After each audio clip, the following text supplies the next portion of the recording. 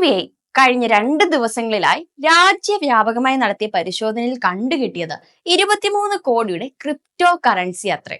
ദില്ലി, പൂനെ, മുംബൈ ഉൾപ്പെടെ 60 സ്ഥലങ്ങളിൽ നടന്ന പരിശോധനയിലാണ് ഡിജിറ്റൽ കറൻസികൾ പിടികൂടിയത്. ക്രിപ്റ്റോ കറൻസികൾക്ക് പുറമെ ഡിജിറ്റൽ രേഖകളും ലാപ്ടോപ്പുകളും മൊബൈൽ ഫോണുകളും പിടിച്ചെടുത്തിട്ടുണ്ട്. ബിറ്റ്കോയിൻ നിക്ഷേപ തട്ടിപ്പായ ഗെയിൻ ബിറ്റ്കോയിൻ കേസുകളുമായി ബന്ധപ്പെട്ടാണ് CBI പരിശോധന നടത്തിയിരുന്നത്. തട്ടിപ്പുമായി ബന്ധപ്പെട്ട് അന്താരാഷ്ട്ര ബന്ധങ്ങൾ ഉണ്ടോ എന്നതടക്കം CBI പരിശോധിച്ചു വരികയാണ്.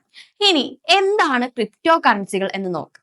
ഒരു ഗവൺമെന്റ് അല്ലെങ്കിൽ ബാങ്ക് പോലുള്ള ഏതെങ്കിലും കേന്ദ്ര അധികാര സ്ഥാപനത്തെ ആശ്രയിക്കാതെ കമ്പ്യൂട്ടർ നെറ്റ്വർക്കിലൂടെ മാത്രം ഒരു വിനിമയ മാധ്യമമായി പ്രവർത്തിക്കാൻ രൂപകൽപ്പന ചെയ്തിരിക്കുന്ന ഒരു ഡിജിറ്റൽ കറൻസിയാണ് ക്രിപ്റ്റോ കറൻസികൾ.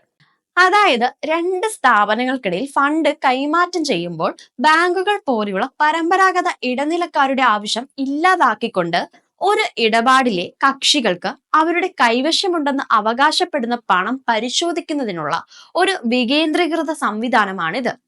വ്യക്തിഗത നാണയ ഉടമസ്ഥാവകാശ രേഖകൾ ഒരു ഡിജിറ്റൽ ലെഡ്ജറിൽ സംരംഭിച്ചിരിക്കുന്നു.